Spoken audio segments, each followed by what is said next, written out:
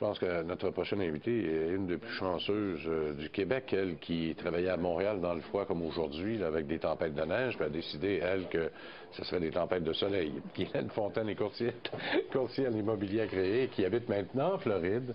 Madame Fontaine, bonjour. Bonjour, M. C'est le mauvais temps comme aujourd'hui qui vous a décidé de déménager.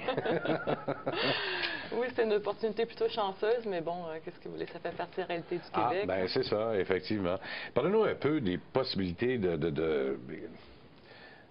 des aléas. Parce qu'on a souvent, depuis quelques mois, on fait des entrevues là-dessus, on a l'impression que c'est rendu complexe d'acheter une propriété en Floride, mais partout aux États-Unis, mais particulièrement en Floride. Mais en fait, ça ne l'est pas. C'est probablement un processus qui est plus simple que celui du Québec. Premièrement, on n'a pas de taxe de bienvenue. Les frais associés à un closing de vente, comme on dit, sont moindres. Peut-être le contrat d'achat comporte quelques pages additionnelles parce que les États-Unis étant plus litigieux, évidemment, c'est de la nature, mais c'est un processus qui est assez simple et si on est bien accompagné, c'est quelque chose qui peut être assez plaisant aussi. Qu'est-ce qu'il faut surveiller de près? Parce qu'on se fait toujours dire, surveiller telle chose, telle chose, telle chose. Je veux vous entendre aussi. En fait... Parce qu'on ne fait pas ça comme au Québec, acheter une propriété en Floride malgré tout, là. C'est pas compliqué. C'est sûr qu'il y a toujours des gens qui ont des craintes, toutes sortes de craintes. Mais c'est vraiment un processus qui est simple. Il faut déterminer premièrement le secteur dans lequel on veut être. Il faut comprendre les lois qui gèrent les communautés. Si les gens entendent louer la propriété, à ce moment-là, il y a des règlements de communauté qui limitent, par exemple, la location. Souvent, c'est un minimum, on peut louer la propriété à 3 mois, 6 mois ou seulement un minimum de 12 mois en certains cas. Alors, si quelqu'un entend acheter une propriété et vouloir la louer, on ne peut pas le louer à la semaine. Ce pas des endroits qui sont prévus pour être transients comme un hôtel. Et les gens, il y a des règlements qui sont mis en place justement pour protéger les résidents permanents, pour pas que justement l'endroit devienne trop transient, pour pas avoir des personnes différentes à chaque semaine. Donc, dès qu'on a déterminé où on veut être, et en majorité, les Québécois choisissent d'être en condominium. Donc, 70% des achats en Floride sont faits envers un condominium plutôt qu'une maison unifamiliale. Et donc, le condominium, évidemment, comme j'expliquais, est géré par des lois, des règlements de communauté, et c'est très normal. Alors, on voit ça. On voit aussi les finances de la communauté. Ça, c'est un autre point que les gens me disent souvent. On entend beaucoup parler que les finances, il faut faire attention, on ne veut pas se ramasser à porter le fardeau des autres résidents qui ne paient plus leurs frais communs. Et dans le déclin du marché financier, bon, on a beaucoup retrouvé ces choses-là. On est passé ce temps-là. Maintenant, on est en remontée. Il y a beaucoup moins d'inquiétude à y avoir, encore là, comme je dis, pour être bien accompagné dans le processus et poser toutes les questions, en fait. Mais il n'y a vraiment pas autant de crainte à y avoir que ce qu'on entend, je pense, dans les médias québécois. Bon, est-ce que le train est passé ou pas, là, pour s'acheter un condo là-bas? Mais pas du tout. Moi, je vais vous dire une chose, c'est que où dans le monde pouvons-nous acheter une propriété sur le bord de la mer à 300 $ du pied carré dans un pays développé, on s'entend?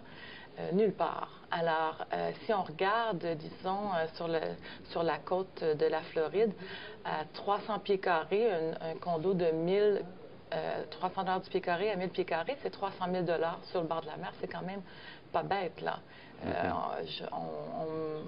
On me dit les prix de Montréal, et puis c'est quand même un petit peu plus cher ici, je crois, que d'être oui, mais là-bas, c'est un pied à terre. Ici, c'est une résidence permanente. Effectivement. C'est un pied à terre que vous pouvez, par contre, rentabiliser. Et c'est ce qu'on se rend compte aussi, la tendance. Oui, mais avec les nouvelles règles fiscales du Canada, ça commence à être difficile un peu, là, parce que là, les règles de location par rapport à l'impôt, la fiscalité chez nous, commence à être difficile un peu plus. Il n'y a pas de double imposition. Il y a une convention entre États-Unis et Canada qui permet de, évidemment, quoi que vous ayez un revenu n'importe où, il sera taxé, là, on s'entend.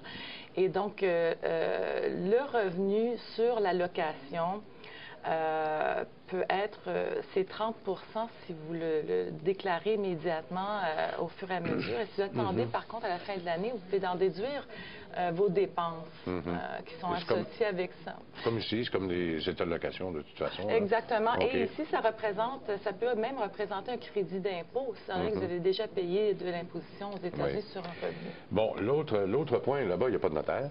Hein? Il n'y a pas de notaire. On passe par des avocats, là. Des avocats ou des agents de titre. Mais moi, je vous conseille l'avocat parce que s'il y a un pépin avec l'agent de titre, il va vous dire, allez vous chercher un avocat. Donc là, vous avez 2 fois... Moi, c'est de l'autre côté, là. Si jamais il arrivait une malchance, malheureusement, qu'on décède ou qu'il arrive quelque chose, je veux pas que mes ayants droit aient des problèmes. Alors, il n'y a pas de testament non plus, là-bas. L'homologation de testament, ça se fait pas. C'est pas comme chez nous. Mon testament n'est pas légal en Floride.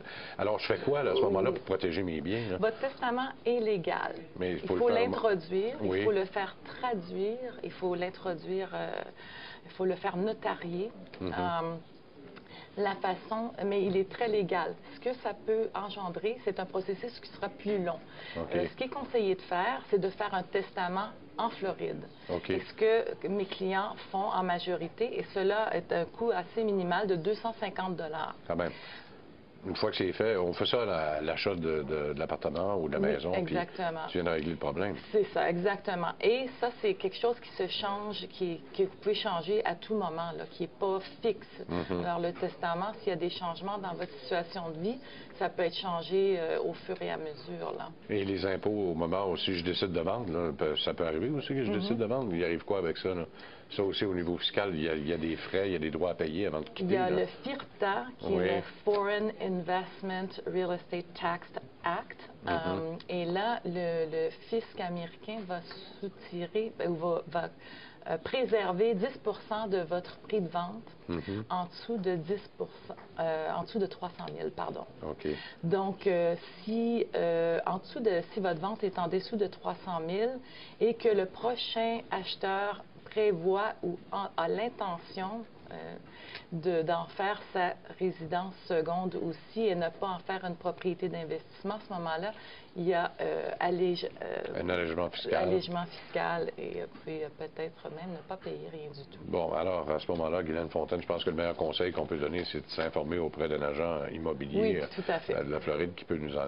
Puis comme il y a des Québécois maintenant, c'est peut-être plus facile aussi. Tout à fait. Guylaine Fontaine, merci beaucoup. Ça fait un plaisir de vous accueillir.